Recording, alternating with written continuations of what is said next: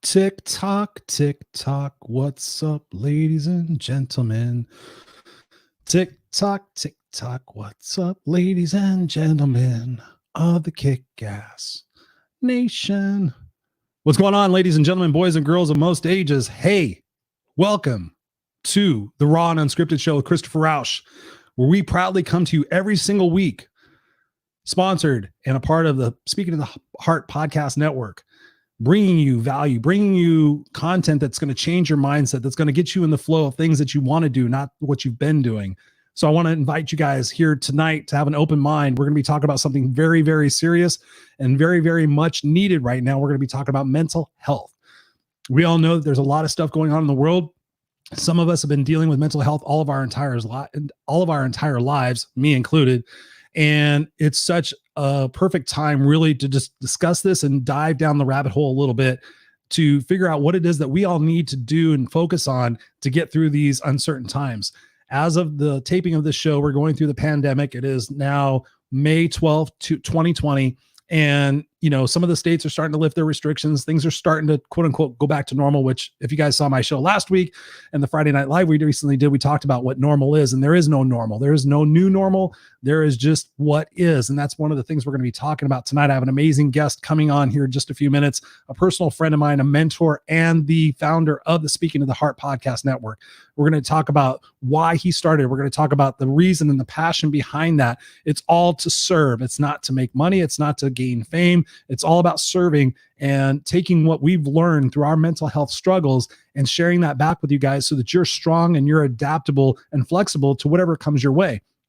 Some people are surprised when I tell them that I suffer from depression. I should say suffer. I grow from depression. I deal with anxiety. I deal with ADHD on crack. I have all sorts of different things. I have chronic pain. I have a lot of stress in my life from certain aspects, but every single day I look to what it is that's going to cause me to grow. What situation is going to come up that's going to cause me to develop patience? What situation is going to come up and cause me to rely on the tools that I use as a coach? What things are going to come up and that I know are going to be valleys and are going to be tough situations to go through that are going to cause me to become stronger. If you guys know me for a long time, you guys know I have a tattoo. What doesn't kill me only makes me stronger.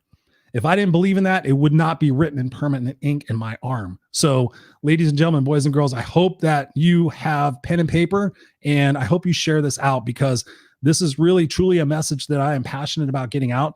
Truth be told, I had a show pre-recorded for tonight, but the planets aligned and I saw Shane talking and I was sitting there thinking about what everybody's going through. And I'm like, my topic is relevant, but really to get into the nuts and bolts about mental health and help you guys strategically and profoundly tonight. That's my passion. That's what I want to do. Good evening. Good evening. What's up? Jacqueline, Cindy, good evening. So glad to see you guys here. So my guest tonight, we've known each other for a few years now, and we became friends and brothers, and we've supported one another through our tough times, and we constantly edge on each other to grow and to come out of our funk and come out of whatever it is that we're going through, because we both realize and we both know that we're both impactivists. We're both spiritual guidance people that are here on this earth to make you guys realize that you're more than the problems that you face. You're more than the situations that you've been through. Yeah, it was yesterday. Today is a new day. And today is the day that you decide and you make that determination that you're no longer going to be a victim, that you're going to be a victor. He is the founder of the Speaking to the Heart podcast network. He is someone who has gone through various situations in his life, and I'm sure he's going to share some of them where he has had to face those challenges head on and figure out what he's going to do to be able to continue to rise like the phoenix that the Speaking to the Heart network is all about. So it is my honor to be able to share with you and bring to you guys today none other than Mr. Shane Schulz. Shane, how you doing, brother? Brother, it is awesome to see you. Listen, Raw and Unscripted, you were meant for it, baby. So I am so happy to be here with you. So let's get rolling. Awesome. Well, it's a pleasure to have you here. And definitely in these times that we're going through with COVID, we actually, when I went into it, Shane, I was thinking, and you guys, and you know me, I was thinking like, okay, this is an opportunity for the world to reset. There's 7 billion people on the planet. We're all going through this at the same time. Some countries and some situations have been tougher than others. And I think about, for the first time in our lifetimes, everybody's going through it at the same time, but not everybody's going through the same situation at the same time. I'm fortunately somewhat blessed to be in a decent situation at the moment. But I know that there's people out there struggling. And the thing that I think about, and I said it in the introduction, is thinking about the new normal. But the thing that keeps coming up into my mind is, how do we deal with uncertainty? Because obviously, as things unfold, we don't have control over most of it. And I think a lot of us, me included, a few years ago, I would have wanted to control it. I would have wanted to figure out what was plan A, B, and C to get through this. How was I going to make money? How was I going to feed my family? How was I going to do all these different things? And I think that's an interesting spot to jump off of, dealing with uncertainty and mental health, and how people can potentially change their frame of mind about that, and not to be so involved in the what if, but just being in the moment.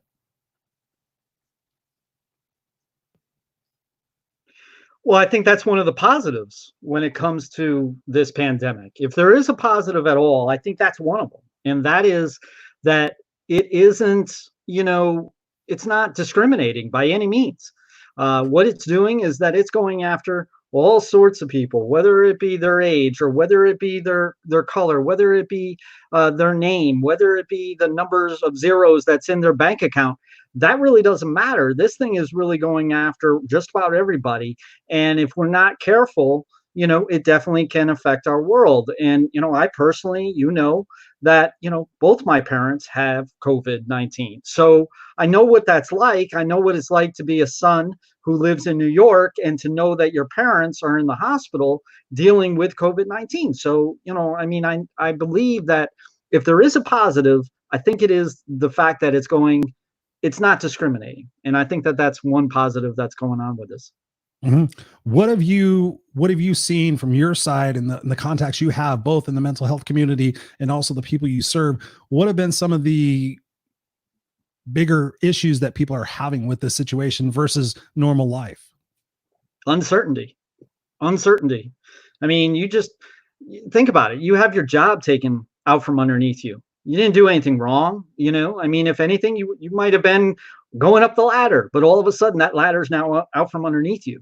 Then there's the, what the heck am I going to do? How am I going to support myself? How am I going to be able to make a living? How am I going to be able to support my child? How am I going to be able to, do the things that I want to do? Oh, I forgot. There's nothing to do. There's nothing to do. We have to, kind of accept the fact that there's not a whole lot that we can do that we would normally go about doing. I know, like, here's May, I would be out on the driving range, and hitting a little white golf ball around. But that's not an option right now for what it is that's going on, especially with my particular situation. My immune system is quite low due to some health issues that I've gone through. So I have to really be, diligent in regards to my solidarity and staying with inside, so as to make sure that I don't get sick any more than what I already am. Mm-hmm. So again, what are some of the issues that they're facing, that they're going through? I mean, is it any different for them now in dealing with COVID and dealing with the different situations with job loss and things of that nature? What are some of the things that they're faced with, and what are some of your recommendations for them to get through it? Well, one of the things that's kind of unique is the fact that, that we've been doing this for a while, right? I've been doing this since 2013, right? It was my first podcast, the Risen Strength Motivational Podcast, and I'm actually bringing that back. So, it's kind of like coming full circle. And, in doing this, I've met a lot of people who have gone through a number of different challenges in life, whether it be mind, body, and spirit. Okay. And so with that being the case, you got like chronic pain, chronic illness, we've talked about these things, and, they had their life basically changed in a big, big way like this, but there was no fanfare. There was no CNN at their door. There was no, governor that was making arrangements so that they could, be able to survive, just because they were on disability. So in some ways, we are kind of in ways immune to this a little bit, because it really doesn't affect as much of what it is that's going on. But the thing is that it does make an effect. Don't get me wrong, because we're involved with friends and we're involved with family that are going through it. And now people are experiencing something that others have been going through for quite some time. And, some of the things that I would give as a hint of, help would be, to slow things down a little bit. Because if you're gearing up, I know with me, right? I used to play football a little bit, and I used to box and everything in that sense. And one of the things that I really don't do well with is if I can't move. If I can't move, I don't know if I'm claustrophobic or not. All I know is I don't like it. If I'm tackled and there's like a bunch of people on me, get the hell off of me, like now. Or buried in the sand. So I mean, with that being the case, I personally decided that, what I would do is slow things down. And the way that I gave that analogy is if like you were driving a standard, right? If you were driving a car, a race car or something like that, sometimes you have to, take that shift, and you have to shift downward in order to be able to, go through the turn correctly, or maybe to go into the pits in order to be able to get worked on, or whatever that is. If you're going at a revving speed, if you're just going in fifth gear and you're revving it all up, well, you're going to blow up your motor. So, I mean, we don't want that to happen. So what I would suggest is to slow things down as much as possible. Now, there's a lot of different things that you can do in making that happen. You can, do a few different things. Like what I'll do is, like, if I'm taking a drink of water, I drink water every single day. It's so important. I can tell you, anybody who I've coached, anybody who I've worked with in any way, water is hugely important. Being hydrated is hugely important. So when you're sitting there and you're drinking, drink it as slow as what you can. Drink it as slow as what you can, but continually. And what that will do is that it will help your mindset, your subconscious, come to the realization that, hey, you know what? Everything's not altogether the bad thing. Everything's okay. It's all right. It's going to be all right. And you want to know what's something that's really unique? It's the same thing that I would go ahead and tell somebody who's dealing with anxiety, who's dealing with or depression, because when you're sitting there and you're getting all amped up, then all of a sudden, the world's, crashing and the walls are coming in, and then, you are starting to make decisions that may not be healthy for you. Thank you for that. That's immensely valuable. And you touched on something that I struggle with, and that's anxiety. So talk to us about people who have been on the edge of anxiety. Maybe they've been anxious at work. They've been anxious with traffic. They've been anxious with their kids, but now they're anxious about their future. They're anxious about their monetary income. They're anxious about the state of the world. They're anxious about everything. What are some of the mechanisms, or what are some of the processes that you use in order to mitigate or control anxiety? Well, I mean, let's be real. They have reason to have anxiety. There's some real reason why to have some anxiety of what's going on here. No matter what you decide to like, whatever side that you like in the political realm, I don't really care. But there's some real reason why there's something that could be anxious about in regards to this situation. Your livelihood could change. Because, I mean, yeah, they're saying that about 70 to 75% of the workforce is going to go right back to their job. Okay. And in fact, they made some arrangements in order for that to happen. That doesn't mean that's going to happen. In fact, I know some businesses that are not living by that, right? They're not going by that. They're going by the bottom line, Mm-hmm. And, so that doesn't necessarily mean that that's going to happen. Now, no, I'm not helping you in order to be able to quell your anxiety, but let's be real. These are real situations. Now, do the things that you can change. Like, affect the things that you can make a difference in. Don't affect in the difference of what other people are doing, right? Yes. There's not a damn thing that we can do in regards to the political realm. I can't go into it any more than that. I don't watch TV because I can't listen to these idiots anymore. I really can't. I can't listen to what it is that they go back and forth with and everything in that sense. And I really can't, there's certain people that I just can't listen to anymore. So I can't change that. So what can I do? I can make it so that I limit my viewership, or I limit what it is that I hear, or I limit what's going to affect me. And how I can do that is that I can be proactive. Instead of reacting to something, I can be proactive. And then I can go ahead and say, listen, instead of listening to all the stuff that I know that's going to get me geared up, why don't I go ahead and go to YouTube and listen to something that's funny? watch something from Robin Williams, do something that's going to make me laugh, do something that's going to inspire me, work on something that's going to inspire me. I've got a lot of work to do in regards to the Speaking the Heart podcast network. So, I always have that opportunity, but it also is important to nurture yourself. It's important to nurture yourself for what it is that you are. And it's okay to do so. There's a lot of people that are out there that think that they have to go upon, and they don't realize that, they're burning themselves out. It's like dead air in radio, right? Mhm. One of the things that I know in editing, I've done over 700 different episodes in my lifetime in regards to podcasting. And one of the things that I know is that a host hates dead air. They can't stand it. They have to talk. It's like if you have a second of dead air, they're like, oh my God, I got to talk. And and it's the same thing here. Take some time for yourself, nurture yourself, relax, because believe it or not, as any host in any podcast would realize after they listen to it, it's the silent moment that's the most impactful. It's the silent moment that gets that point across the most. So same thing in your life. It's that silent moment of nurturing that impacts you the most, that affects you the most, and that helps you the most. And so that's something that I would suggest. That's super huge, Shane. And I'm so glad you mentioned that. What you can control, what you can't control. That's the beauty of the situation for me. Honestly, when people have asked me, like, how are you getting through this? I'm like, honestly, 2 years ago, I would have been a control freak. I would have been freaking out. Like I said, plan A, B, C, D, E, F, G. And now I'm just free falling. I'm just like, okay, really. And this is the truth, guys. Whatever is supposed to happen is going to happen. Whatever shit show is going to happen, whatever is going to happen is supposed to happen because it's designed to help us evolve. It's designed to, in my opinion, hopefully do a massive reset on the things we focus on. I was just talking to one of my coaching clients tonight, and she's a teacher, and she was talking about this troubled student that she had. And she was wondering, and she was curious how that student's doing at home, if he's getting better, if he's getting worse, and what it was.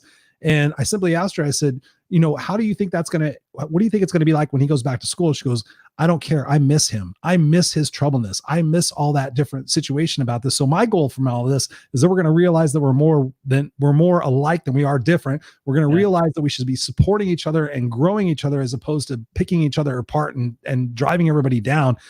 And when I went into this, Shane, and I think I had mentioned this to you, I had this huge vision, like, okay, the world's going to start coming together, kind of like 9/11 here in the United States. Everybody started being nicer to each other. Everybody started being more respectful. We realized, hey, we're USA. We're USA. It doesn't matter if you're black, white, straight, gay, tall, fat, Republican, Democrat, whatever the fuck you are, transgender, anything you want to put in there. We're all the same going through this at the same time. And my vision was like, okay, people are going to start being nicer to each other. Maybe the political bullshit's going to go away. Maybe the rhetoric or what's true and what's not true and all that shit's going to go away. And we're all going to be like, hey, how are we all doing? But that is obviously not the case. Anybody who can run into their Facebook feed for like 10 seconds can realize the divisiveness. And we can realize that everybody's got an opinion and a platform. So I'm so glad you said that, because we can't control the political process. We can't control what all these experts and everybody else are going to do, but we can control what we focus on, and we can control what it is that we're doing in the moment to be able to get through that moment, because everything is just about moments. Somebody was talking to me the other day. They're like, oh, but this is my past and this is my past. And I said, where's your past? I said, you show me where your past is. And they just looked at me like, well, I could picture them looking at me. It was over the phone. And they're like, what are you talking about, dude? My past is my past. And I'm like, exactly. It's in your past. It's electrical energy in your brain. So let it go and get over that. For me, in anxious moments, I sit there and I go to meditate. I listen to, I think it's called Buddhify. It's like an app. So I'll sit there and listen to that for 10 or 15 minutes, or I'll go to music, or I'll do some deep breaths just to get me out of those situations. Or I'll, like you said, go to YouTube and find those situations. But what do you talk? I mean, Shane, you've dealt with some people who have been in the hole. You've been in the hole. I've been in the hole.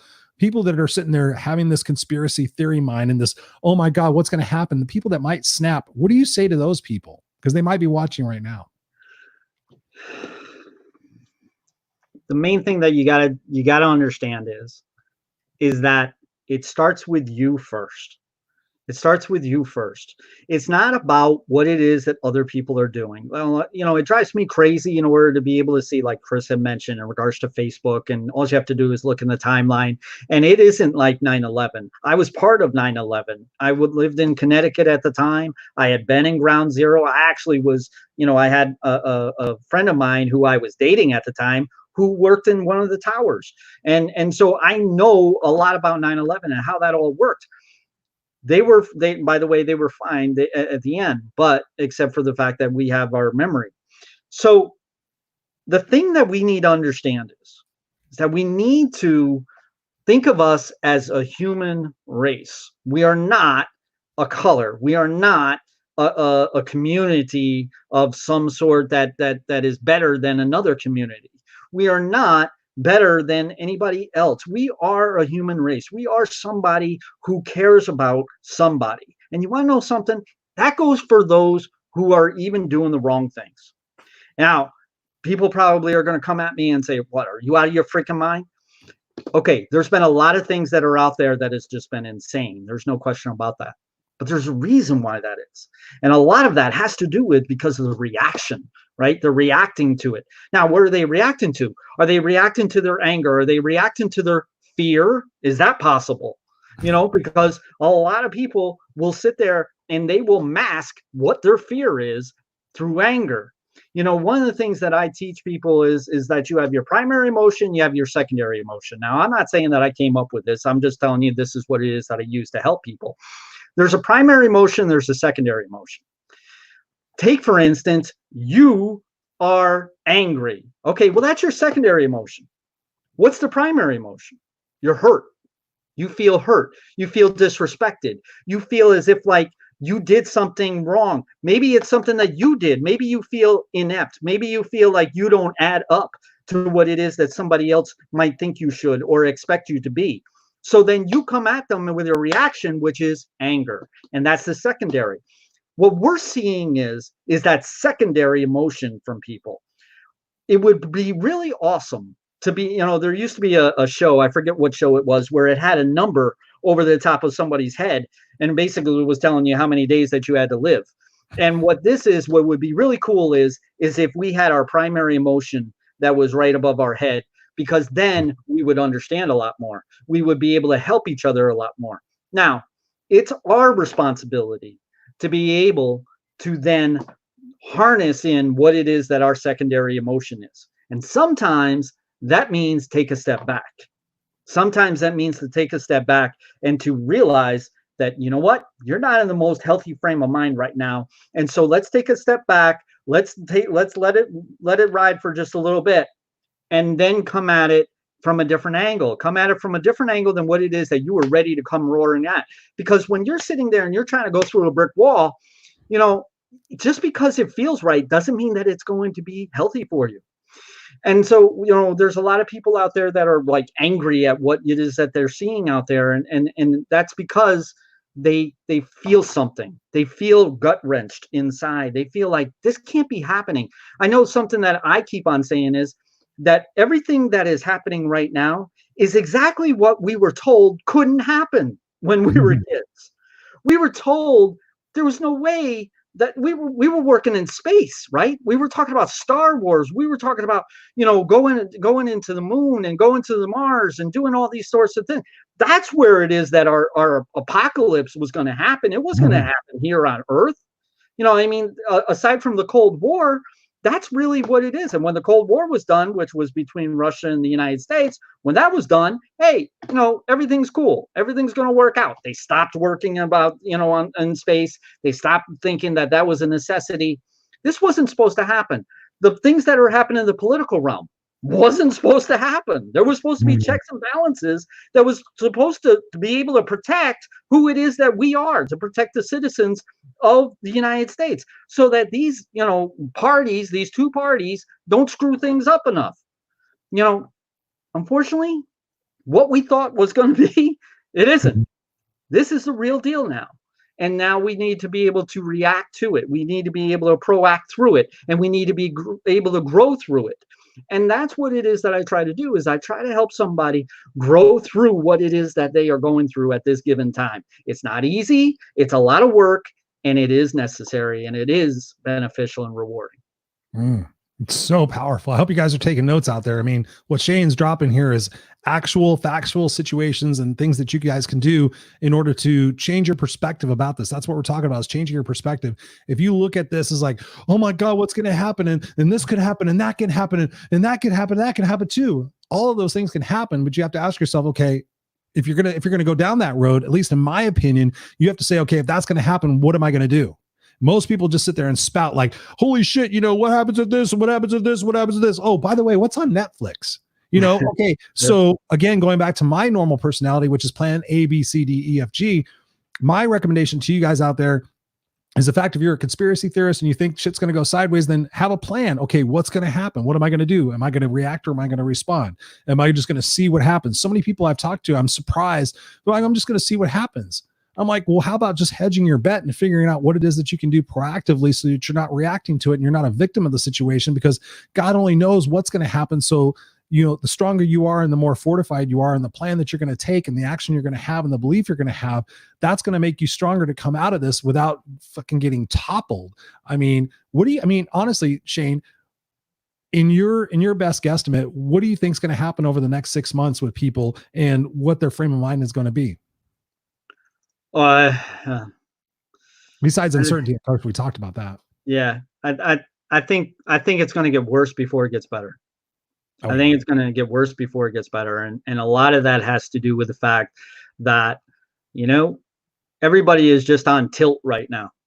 When somebody is sitting there and they're on tilt, they are on a high end, right? Their motor is revved up so high that they just react, right? And it's not smooth, it's not cool, it's not, it's not something that's, going to work in constituency with another.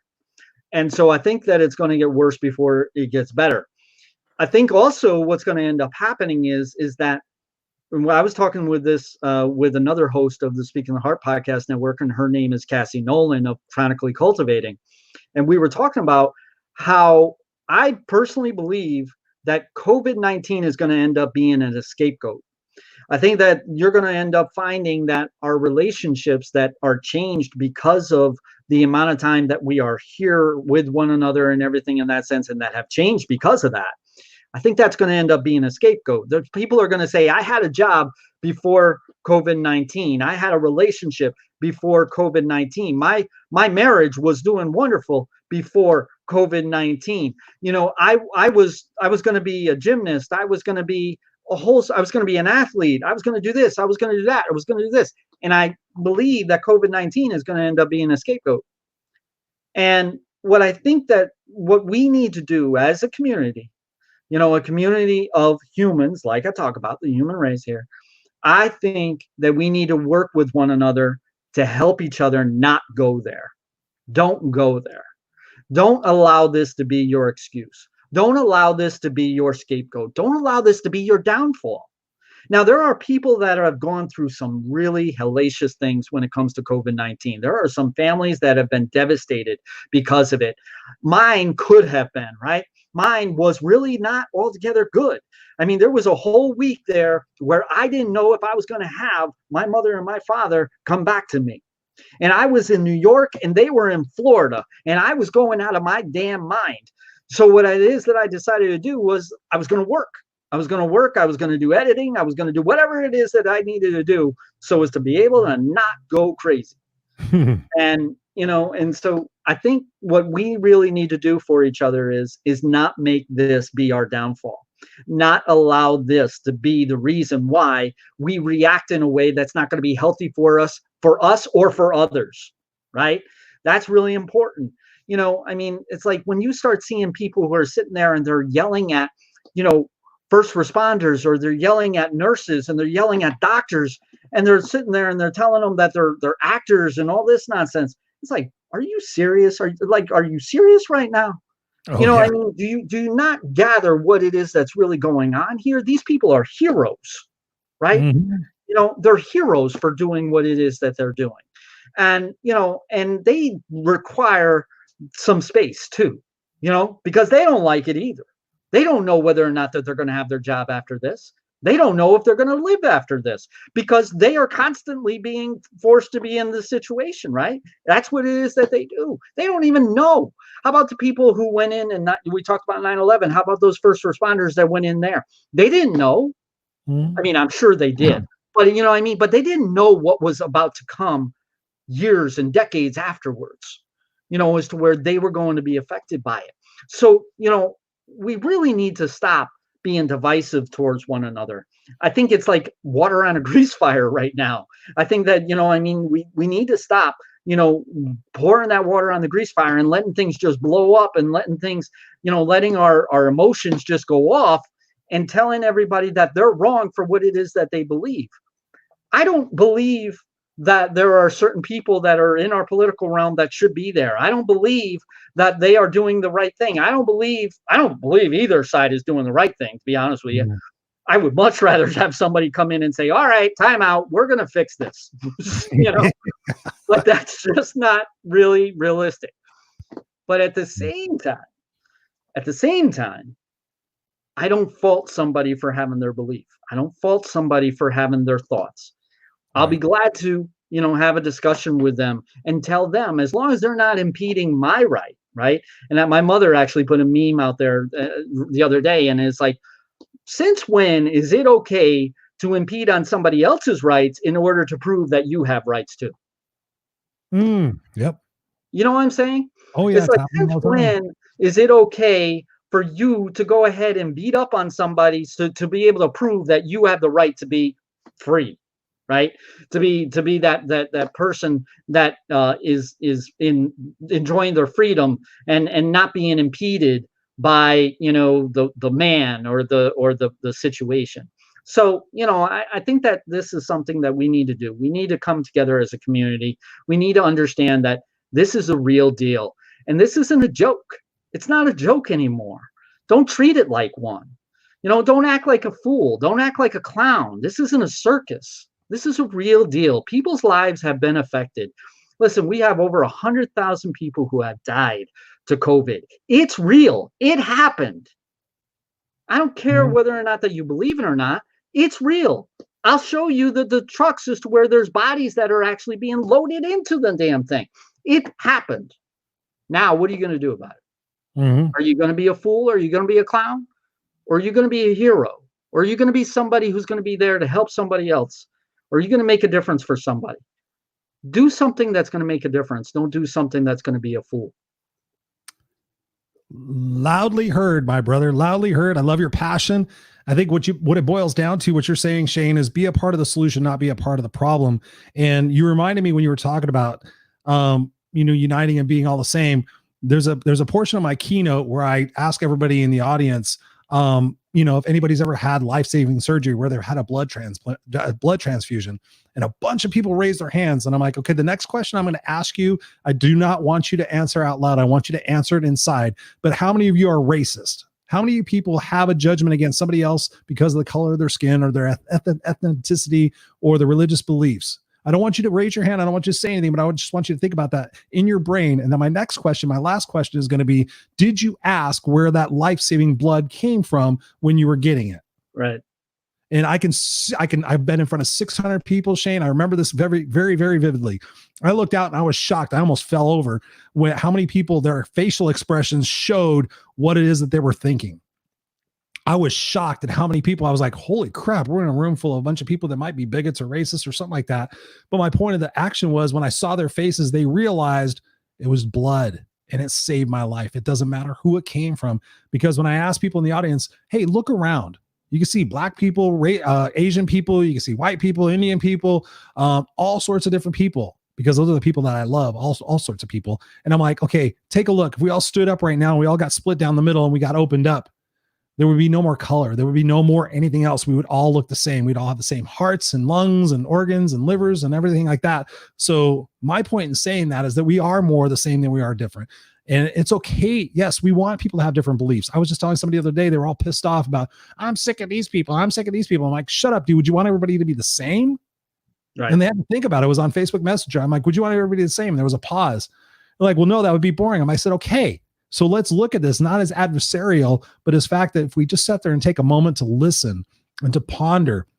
I was helping another coaching client last week, and I said, and they were talking about not understanding their parents. And I said, okay, let's just think hypothetically here. If you went through all the experiences that somebody else did, no, pick out the person at work that you hate, the person at the grocery store you hate, whatever it is, the person that you just do not get along with, put that all aside and just think about if you went through their steps, you went through their upbringing, you went through their everything that they went through, might you be like them? And they sit there and they're like, process. No, some of them get all bent out of shape and pissed off. Like, no, I would have chose this. And that's secondary emotion. And I'm like, wait a minute. No. You're not you. You're them. You have been through all the conditioning that they've been through. You may have had different parents. You may have been different teachers and religious leaders, whatever that taught you to think differently and act on your own. But if you had went through all those other experiences, maybe they were browbeaten. Maybe they were told to shut up. Maybe they had an opinion. Maybe they were told that they were going to be this religious belief and this political affiliation for their entire life, or they're going to be ostracized from their family. And they were told that for 25 years. Might you be like them? And most people, once I continue to drill them, if I continue to drill them, they say yes. And I'm like, okay, then we are more the same than we are different. And that's the point of this, Shane, is I think that, we're all going to be going through something. And my clear message to everybody is if you have something, share it, whether it's $1, whether it's $5, whether it's your gift, whether it's your singing, whether it's your baking, whatever it is that you could sew masks. This is a time for us to come together and help one another, because we're going to be struggling. And if 50% of the nation or 40% of the nation or 20% of the nation is going to be going through shit, then we're all going through it. And we need to rebuild faster together because we need to be stronger. That's my mission in this. And so I thank you for bringing that up. We had a question. Let's see. So Cindy, hello, Cindy. Thank you so much for being here. I love you. So how do people who have to go back to work that are anxious because they have no choice but to go back? That is such a perfect question. I know how that is. I mean, actually, before my prior life, you mentioned it, Shane, I was a director of operations, and part of that was the facilities of the building, making sure the workspaces and everything. So I can only imagine what's going to happen. But, what's your answer to that question before I answer it? Whew. It's a hard one. I think everybody's going to be different. I think they're going to be different, but they're going to be the same. To kind of piggyback on what it is that you were saying, Chris, I've defied the stigma of what it is that I am tenfold.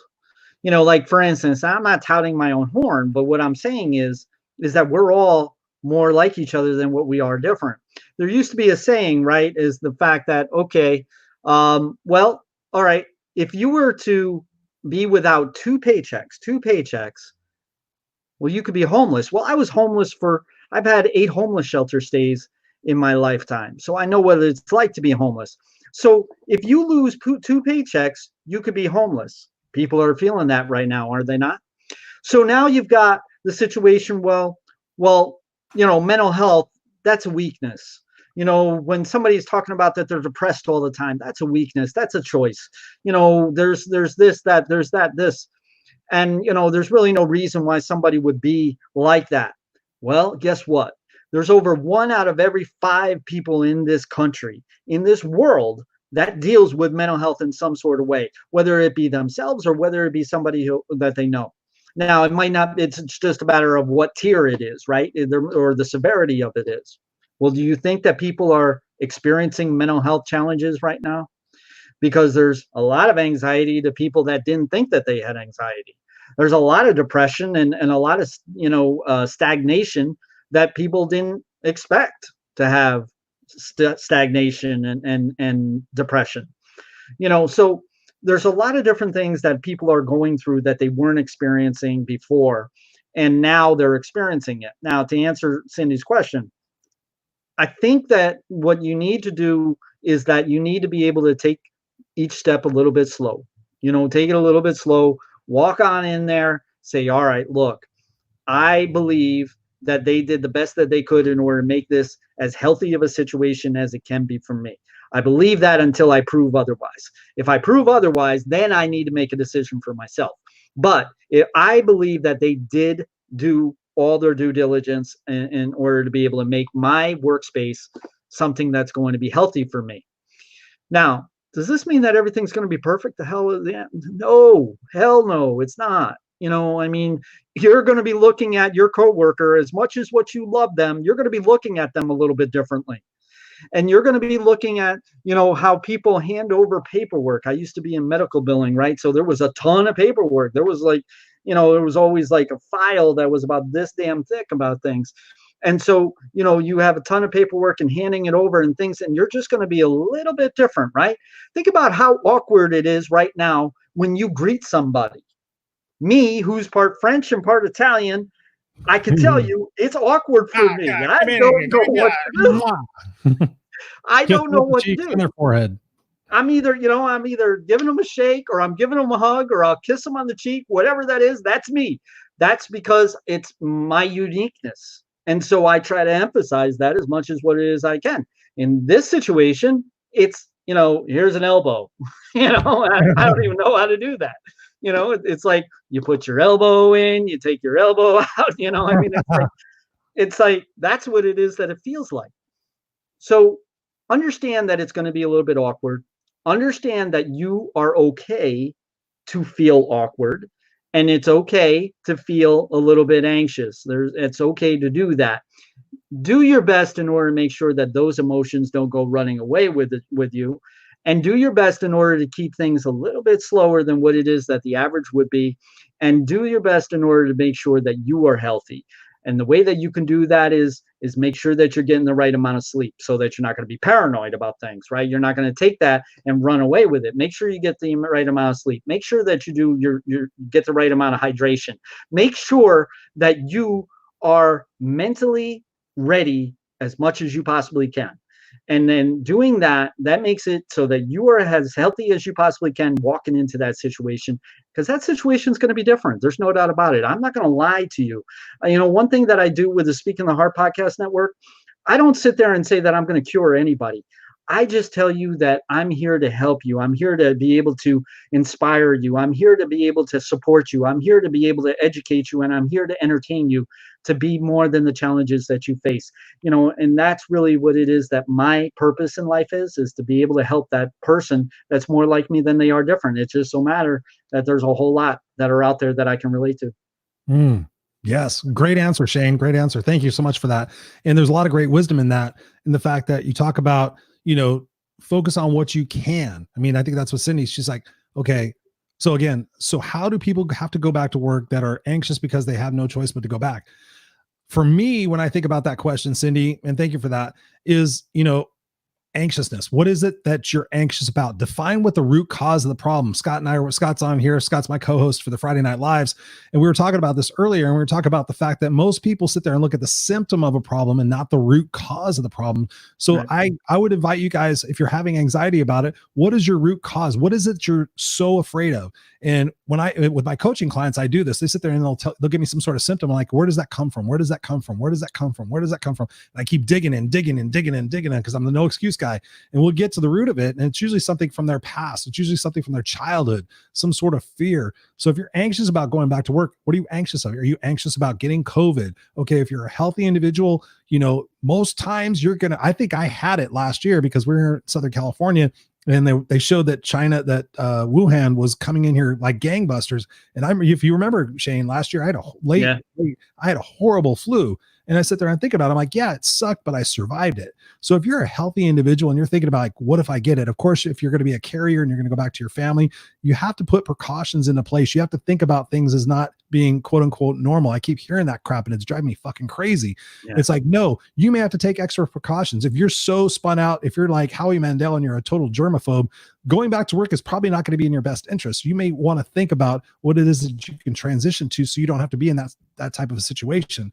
Now, if you're more like me, I tend to be on the side of, hey, I have a strong immune system, it's the flu.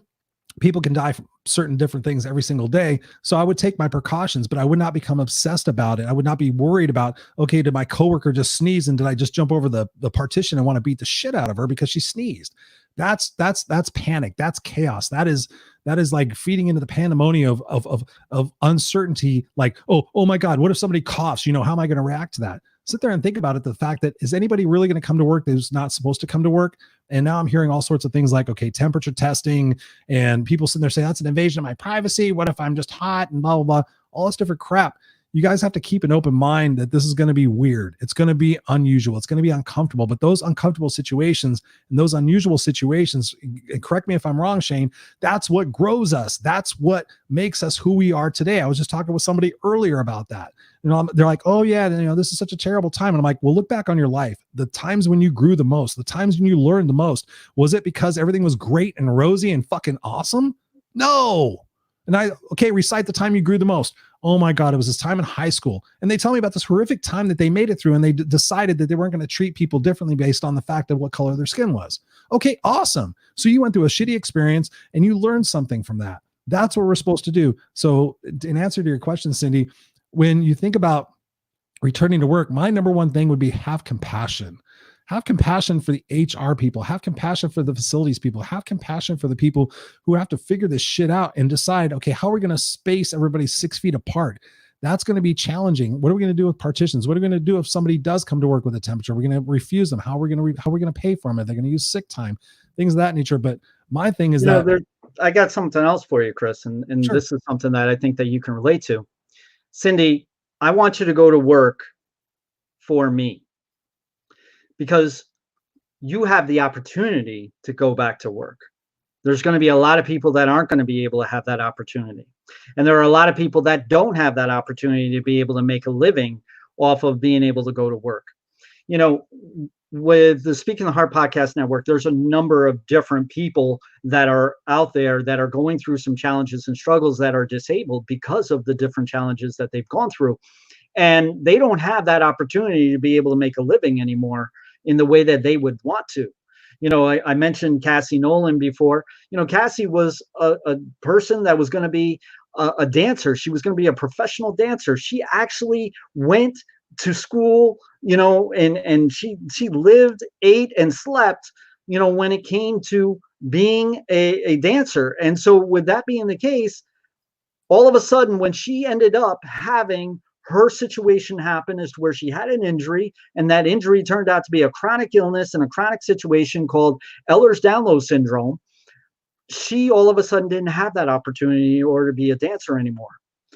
I, at some point in time, ended up having my life being totally turned around, as to where my career was no longer mine anymore. Because of my disability, I wasn't able to go back to work.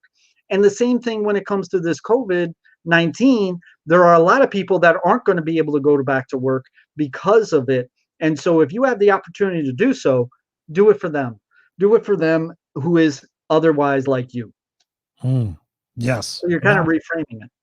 Yeah, no, definitely. I mean, that's the beauty part of doing these interviews, is that we could both say the same thing, but differently, and engage people from a different aspect of whatever the thought patterns are. So hopefully, Cindy, that answered your question. But if you have a question and you're not comfortable asking it here, by all means, send us a private message to either myself or Shane, and we'll be happy to answer those for you. And our fellow friend, our brother, Mr. Scott Goyette, my brother from another mother. Thank you. He asks, how can we break down the beliefs that no longer serve us? Where do we start? Scott, if I knew the answer to that, I'd be rich. But no, actually, I do have some thoughts about that. So what do you think, Shane? How do we break down beliefs that no longer serve us, and where do we start? It's just the facts. We were talking about a little bit, but what do you think? It's just the facts. Take the facts. Start from the fact of the matter. Don't go from what it is that's the perception. Don't go from what it is that you believe. Don't go from what it is that you remember. Don't go from what it is that you think. It's the facts. Here's the fact. Are you like, I learned this from my 12-step experience, right? Because I had a number of different challenges in my life in regards to mental health. And so I acted upon that in a way that I thought was going to help me live. And yet it really wasn't altogether the healthiest thing for me. And, and I came to realize that, I must be a piece of garbage, because I'm falling through the cracks. I'm not as good as what other people are. It's like, I'm somebody who just can't get things right. I'm somebody who, is out there and I'm hurting people, or whatever that is. And then next thing you know, I got into 12-step, and then I came to realize that there were more like me than they are different. And they were sitting there and they were saying their little story. They were telling their testimony. And I was sitting there and saying, you're not that bad. You're not that bad. You're a good guy. You're this, you're that. You're lady, you know, yeah, you made some mistakes, but you're not a bad person. So the same thing here is go from the facts, go from what is real, go from what it is that is true. You know, the situation here with COVID-19, listen, it's real, okay? And the fact is that, you know, you are going to go through some stuff, and that needs to be understood. Nobody needs to hide this anymore. Nobody needs to hide the fact that you're going to react in certain ways, and everybody's going to be different. Listen, the reason why on the Speaking the Heart podcast network, I have different shows coming from all sorts of different angles is because people are different, because people learn differently. People, you know, inspire differently. People are accepted in a different way. So they go ahead and they go from different angles. So I'm going to go from it humor wise. I'm going to go from it personal development wise. I'm going to go from motivation wise. I'm going to go from nutrition wise. I'm going to go through fitness wise. Whatever it is that it takes in order to be able to help a person, that's the way that we're going to go. So sometimes you need to be able to understand and slow things down to the point is where you just find out what is the fact of this situation, not what it is that you perceive things, not what it is that you think things. What's the fact, and then start from there. That last part, Shane, was brilliant, and that's what I was thinking in my mind when I was thinking about Scott's questions. And Scott and I have had some pretty deep conversations on our Friday Night Lives and just got to know us. But I think, well, actually, I'm pretty sure I know that when we think about our beliefs, and you just nailed on it, are our beliefs based on truth or based on our recollection of the truth? And that's something that's powerful. When you think about how much knowledge that we have, you know, I'm 51 now. So when I think about my recollection of my truth or my beliefs of my past, now I have to really sit there and question, are they truly my beliefs, or were they manufactured beliefs for me from my parents? Were they beliefs that I formed because still inside I'm a 6-year-old kid in a 51-year-old body?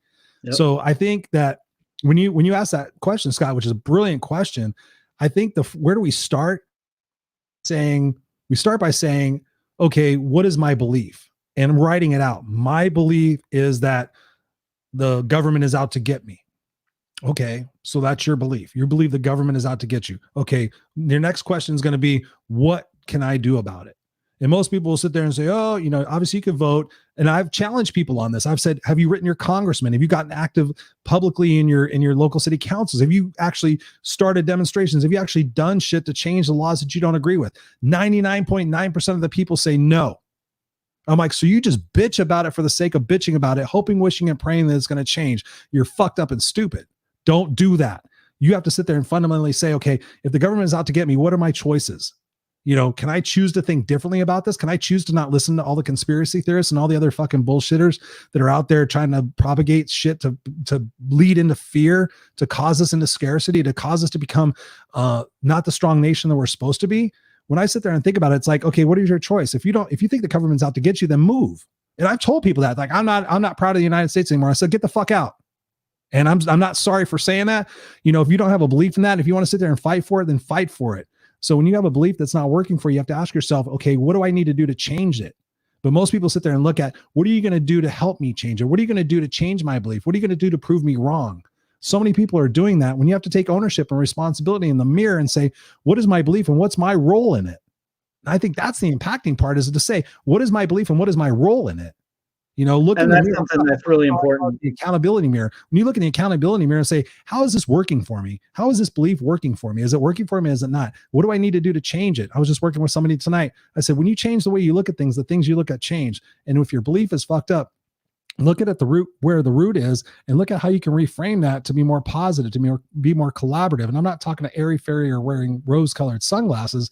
I'm sitting there saying, what is it that my belief is, and how can I change that? Because honestly, Shane, my belief used to be, you know, keep stupid people out of my life. Stupid people are stupid. But then I started believing, I'm like, you don't have many friends. Well, yeah, that's true. I started reframing my belief and saying, okay, why is it that I'm thinking these people are stupid? These people are not stupid. They just have been through a different journey than I have. Maybe if you want to get metaphysical, maybe they've had different lifetimes here. Maybe I'm on my 17th lifetime and maybe they're on their second lifetime. How can I judge? They've had different experiences in life. Like, exactly. here's something that I work with people in regards to schizophrenia. Schizophrenia is one of the characteristics of schizophrenia is that you have numerous voices within your mind, right? You have numerous voices in your head, and they are acting in certain ways, right? And so they'll be sitting there and they will literally tell you to hurt yourself. They will literally tell you that you are not worthy of being around people. They will literally tell you that you are something that's bad or that you don't deserve. And they will constantly be screaming to the point as to where that is very, very real when you're listening to this. And I've done a number of different exercises in regards to this. And so what happens is that when I'm talking to somebody who's dealing with this type of challenge, I ask them, let me ask you a question. How many times has the voices that you hear been right? How many times have they been correct in what it is that they said? How many times did they say that this was going to happen? Or did they say, that this person doesn't like you? And then you find out that this person never thought that was the case and never said that ever before, and they never would be that way.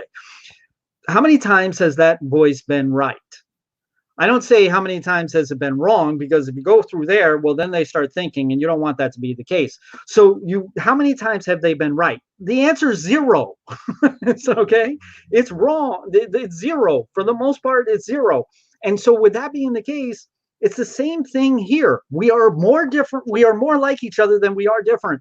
It's just in a different way. We're just like parallel to one another. And so when we're sitting there and we're having our perceptions, when we're having our thoughts, when we're putting our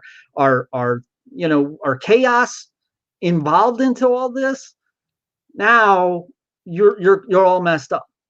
And that's really, like, I know for me personally, who deals with borderline personality disorder, I'm somebody that can get ramped up real quick, right? And so when it comes, yeah, right, I can get ramped up real quick. And so what happens is that what it is that I'm thinking is a hell of a lot worse than what it is that the reality is. A lot of the time. Now, how do you recognize that in the moment? If that's a borderline personality disorder, how do you recognize that in the moment if you're caught up in it? If you're caught up in it, you got to work your way through it. You gotta take the experiences that you've had in the past, and you have to really live with the facts, that you had amped it up before and it wasn't as bad as what it was, or at least you could stop it from getting to that point. You have the accountability to be able to make that difference. You have the accountability to yourself to find out if that's true. If you think that somebody is doing you wrong, if you think that somebody's talking behind your back, if you think that something is going against you, you have the accountability to you, not to anybody else, to you, to find out if that's a fact, to find out if that's true. Because once you do that, then all of a sudden, hey, guess what? You don't have to have that chaos anymore. It's either yes or no. And then you go on your way from that situation. And it's like there's a lot of different things that kind of like go parallel to a lot of different conditions that are out there, but we're a hell of a lot more like each other than we are different. Beautifully said, Shane. I have a question for you. Controversy.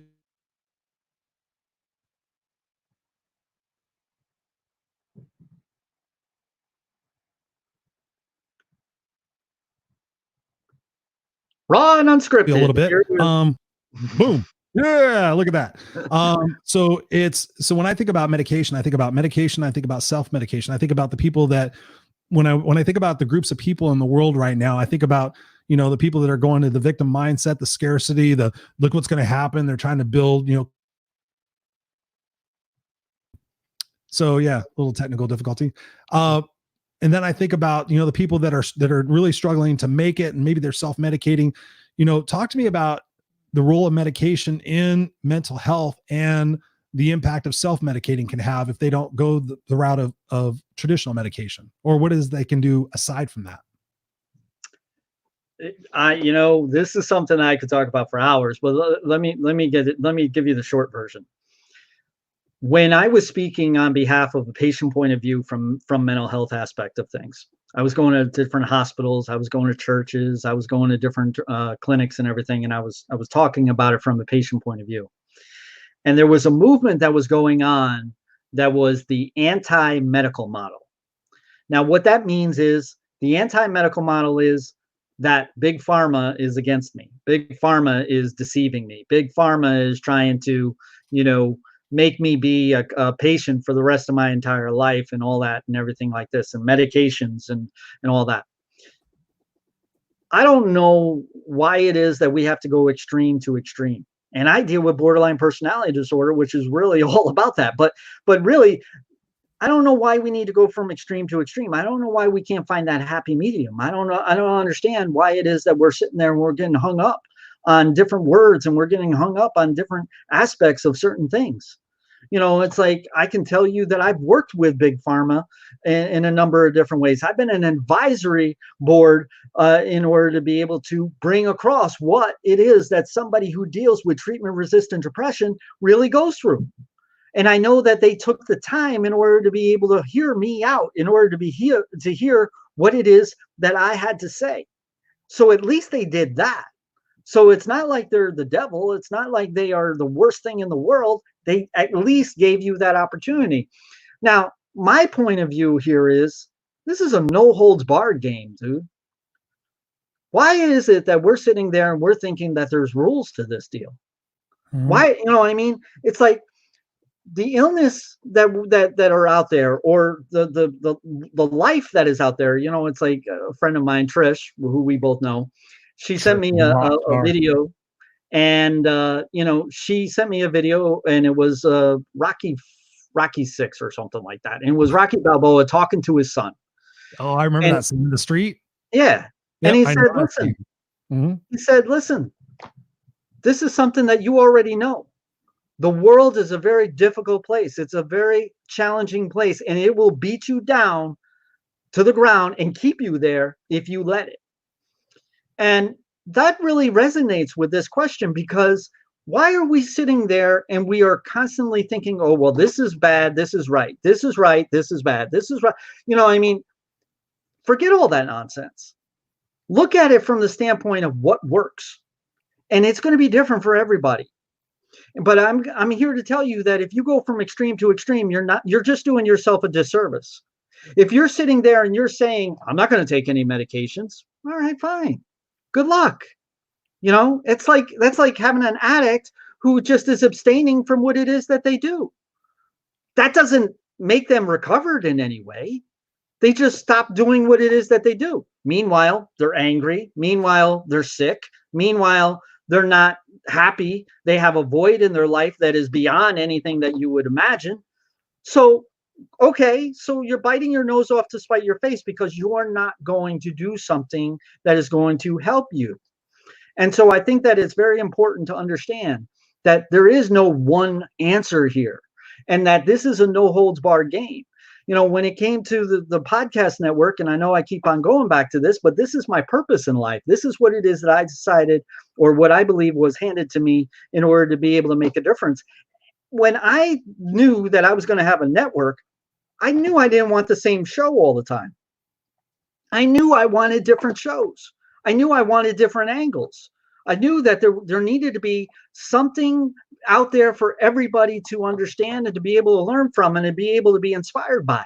I knew that that's what it is that I want to do. And it's the same thing when it comes to the medical regimen. If you're sitting there and you think that medications are not good for you, all right, I can understand that. But what are you doing in spite of that? Mm-hmm.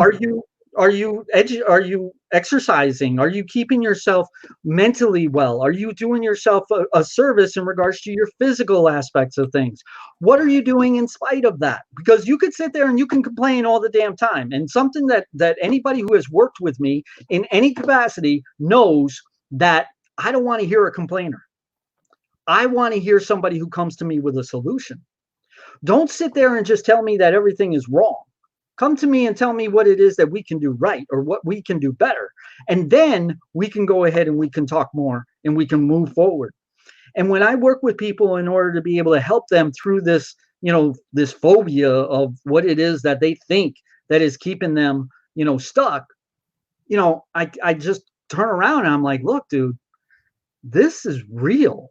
Like when we're talking about my situation, I wanted to take myself off this damn earth. Do you think that I'm going to sit there and I'm going to get hung up on somebody's word? Do you think that I'm going to get hung up on somebody's perception of something? Do you think that I had to save my life?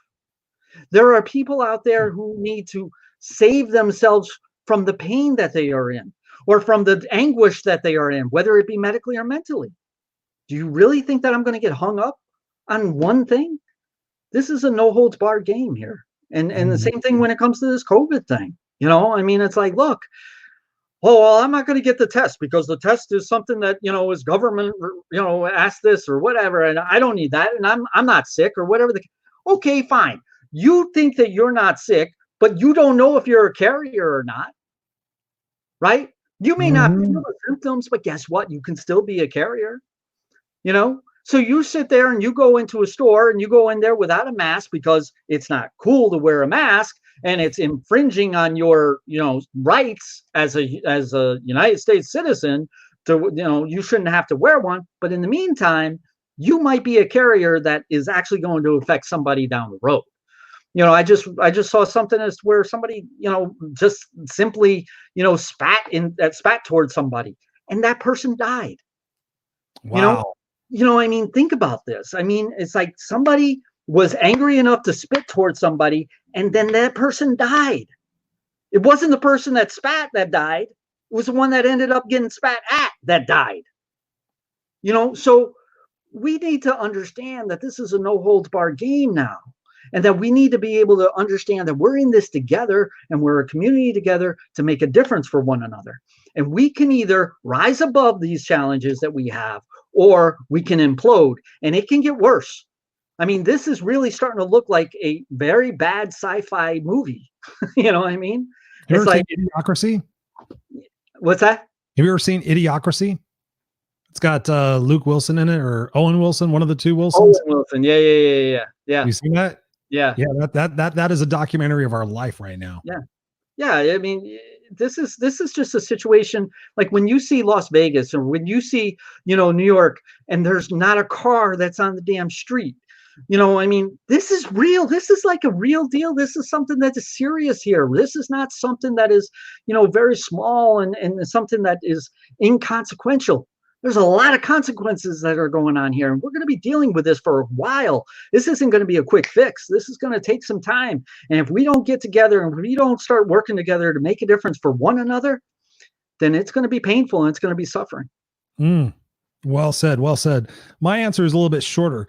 When I think about that question, when I think about medication, I think about self-medicating. This is something I wanted to share tonight because some people sit there and come to me and they're like, Chris, you got it all figured out. You're always so positive. You're always so, you know, motivated, and you seem so strong and all that other stuff. I will share the fact that I have taken prescription antidepressant medication a few times in my life.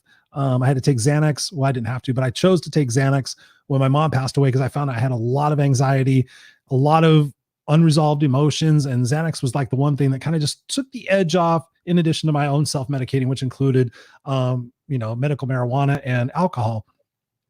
And then there were situations where I went to seek therapy and try to understand myself a little bit better so I could become a better person and a stronger coach. And one of my therapists said, you know, you do really good on a low dose of Zoloft, because she saw how amped I was. She saw how ADHD I was. She's like, you know, you really, if you calm down a little bit, you might be a little bit better focused. And I was like, yeah. I don't need your stupid medications. I don't need your stupid medications. So then a couple of years later, I was with a different therapist talking about some situations, because through work, we could go and have these therapy sessions. And I would go just to talk about stuff, just to get shit off my chest, and just to talk to somebody who has no opinion of what it is that I do and can actually just half the battle is just talking. And that same person said, you know what?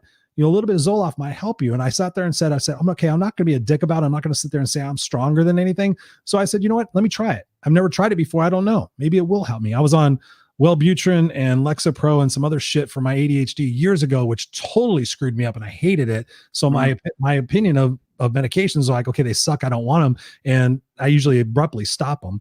But when I tried the Zoloft, it actually did take the edge off. So I share that with you guys out there so that you know that just because somebody looks strong and they act strong and everything else, they may have other situations that they're using to help them guide them through that moment. And maybe this moment you might need something to get you through the situation. You might need something to help you be a less irritable, a little bit less bitchy towards your family, a little bit less angry to the people at work, the people who are trying to create a workplace that's going to be safe for you. So you might need to do that.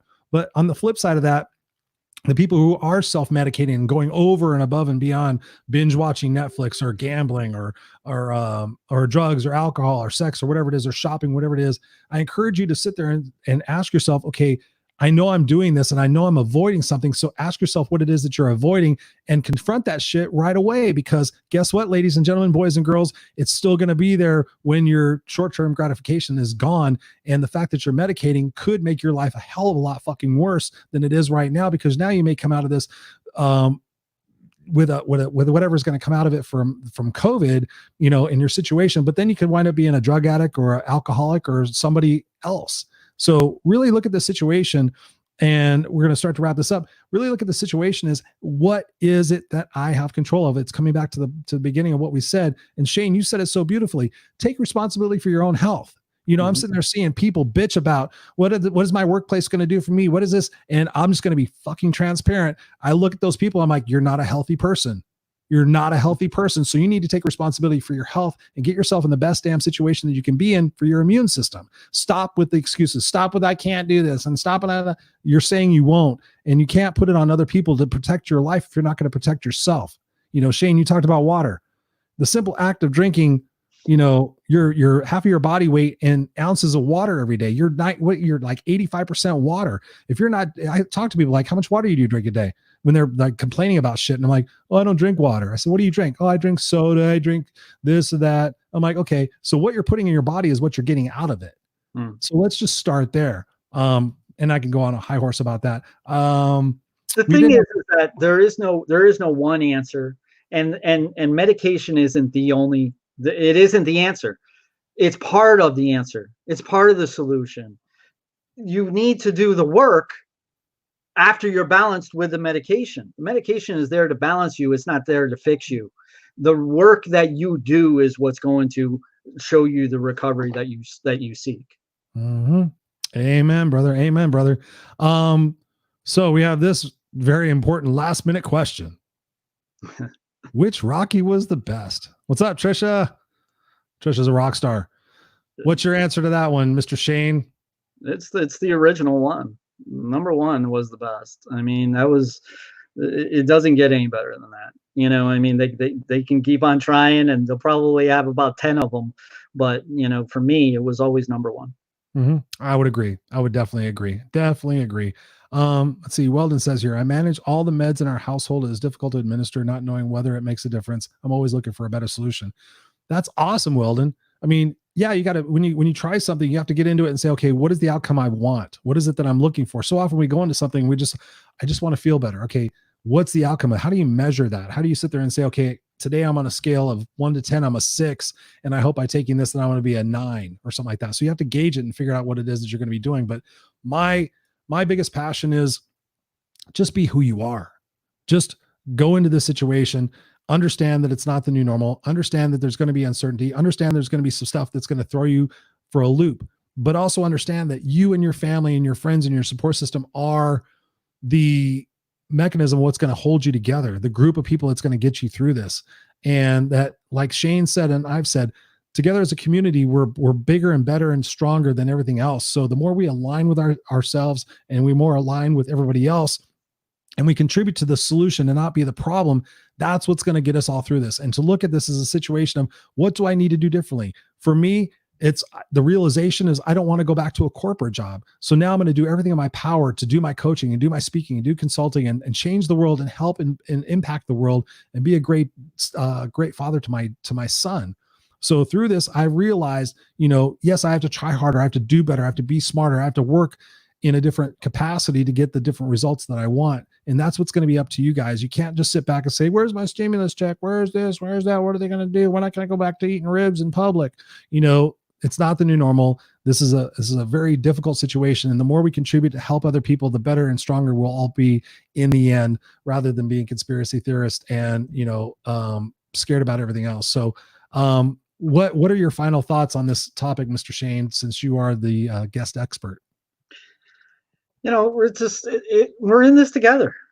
We're in this together when it comes to this particular pandemic that we're going through. And in some ways that's going to be, the beginning of what is going to be where we shine or where we implode. And it's like the thing that I look forward to is to have the opportunity in order to be able to make a difference for others, to be able to help people, reach outside of what it is that's within their mindset that is keeping them stuck, that's keeping them in a way that's going to be not serving them well. And, for me, it's like being totally transparent. I've lived in scarcity, right? I know what it's like to live in scarcity. I'm looking at my current situation with the expenses that I do for the things that I do. I might as well be a philanthropist more than I am a business person, right? Because I'm actually, contributing in a lot of ways, but I'm not, getting what it is that I'm looking for. Well, I need to make a change. I need to look at the facts and look at what it is that means. And so I've made some changes, right? And I'm looking forward to taking them to another level. Now, the thing is that we all are in this together. We can make a difference for one another, or we can find it is where it ends up being suffering. It's just a matter of a choice. That's our choice. If you want to suffer with your anger, if you want to suffer with your hate, if you want to suffer with, your paranoia of it all. And I'm not, now to make this clear, I'm not saying those who are going through some challenges in life, illnesses in life that do require paranoia. I'm not saying that you're wrong in doing that. What I'm saying is that's a suffering. And that that's suffering. So if you want to do that, that's what's going to end up happening. Now, if you want to be able to recover, you got to do things differently than what you otherwise would.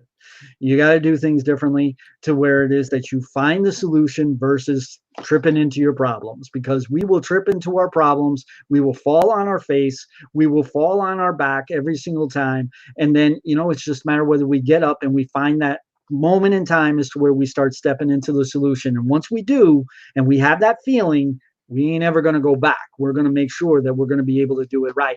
And that's what it is that we try to do with the network. It's like when it comes to having Raw and Unscripted, people hear what it is that is going to make a difference. And hopefully they grab hold of that. They ain't going to go back where it is that they were. They're going to continue going forward. It may be going a little bit slow, and that's fine. Or it may just skyrocket, whatever that is.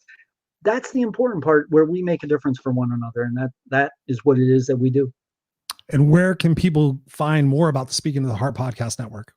SpeakingToTheHeart.org. One of the things that I'm really proud of is our interactive show notes. We are an interactive resource for people who are experiencing problems, and also those who are trying to help those or support those or love those who are going through those problems, whether it be mind, body, and spirit. And so with that being the case, we have our interactive show notes where you can actually watch a video of the show like this, or you can, read the 3 points of emphasis of what it is that we have in the blog itself, or we have a conclusion, and we have the full transcript of the episode as well. So, we have a whole lot of resources there for people to be able to understand a little bit more than what it is that they might have known before. And that allows us to be able to help those who are going through the challenges by supporting them and by hearing them. And then we have the empowerment and the education piece that is going to help both of those entities rise above those challenges and be who it is that they are meant to be, despite what they might feel like at the time. So that's really what it is that we do. It's speakingtotheheart.org. You can find us all over the place. You can find us on Facebook. Hell, I don't know how many groups. I've got a Facebook group for each and every show that's dedicated, right? We have a dedicated Raw and Unscripted show, right? So, it's like we have a dedicated group for that. We have a dedicated group for the Awakening You or Risen Strength. We have it all. So it's like I got those. And when it comes to Instagram, you'll find us at Speaking to the Heart.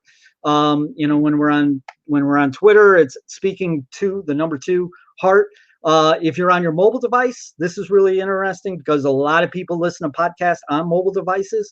If you want to hook up with us on your mobile device, you can just text the number 64600 and do the text the number 2 and the word heart together, bam, you're linked to us, and you have all of the resources that we provide. So that's really what it is that we do. We're on YouTube. We're everywhere. We're everywhere you want to be. Wow, Shane, I can say confidently from the comments that this is a very important subject. So one of the things that I wanted to do is personally invite you to join Scott and I on a Friday Night Live coming up, maybe perhaps next week, and really expand on this topic, because both here on the live chat and on my personal phone that's been zapping, that people have been saying, hey, some of the people haven't been able to comment. Then I think it's just a Facebook thing, an integration with the StreamYard, so people haven't been able to comment, but I've gotten people saying, they're saying, oh, this is a timely conversation. So would you join Scott and myself and perhaps somebody else and continue this conversation so we can continue to illuminate and show how people have alternatives to, going into scarcity and fear, and instead going into strength and solution. Would you want to do that with us? Oh, I'd love to. Cool. Let's make it happen. And yeah, guys, thank you so much for being here with us tonight and spending your time. I know we went a little bit over, but obviously it's a very important subject. So my final thoughts to you guys are, again, going back to simplicity. Are you part of the solution? Or are you part of the problem? And be honest. And like Scott asked, what are your beliefs? What is it you're believing? And ask yourself, okay, is that truth? Is that reality? And I really strongly, and this is something I am super passionate about, stop watching the news. Stop devoting so much time to whatever it is that you're doing. I mean, I'm to the point now, and I used to be a news junkie. I used to be a political junkie. 7-8 years ago, I could rap with you all about politics and everything else and the news and what was going on. I was firsthand information, and I found myself totally exhausted, mentally worn out, and scared and pissed off. And there was nothing I really could do about it. There was nothing I was really going to do about it, but here I was perpetuating it. Hey, my buddy at work. Hey, Carrie, man, did you hear about this shit? And we'd spend 45 minutes pontificating on crap that doesn't even matter, instead of talking about the impact that we're having in our world. And I know that you guys have to have news. You guys have to have information.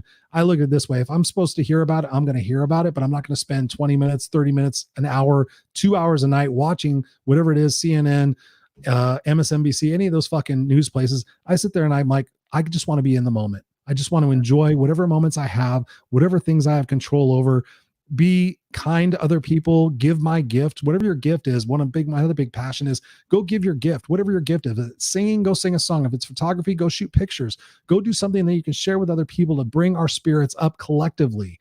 That's what this is about, collective unification. We don't have to love and respect and like every single one of us, but we're all human beings going through this situation right now. And we have the responsibility to make it better and coming out of this stronger and unified. And perhaps we could just tell some of those politicians and some of those people that are trying to get us to believe in the fear to go fuck themselves, quite honestly. And so that is the end of the Raw and Unscripted show. We invite you guys to make sure that you're here Friday nights. You guys can check it out via my Facebook page, Scott's Facebook page. We're going to tag Shane in it.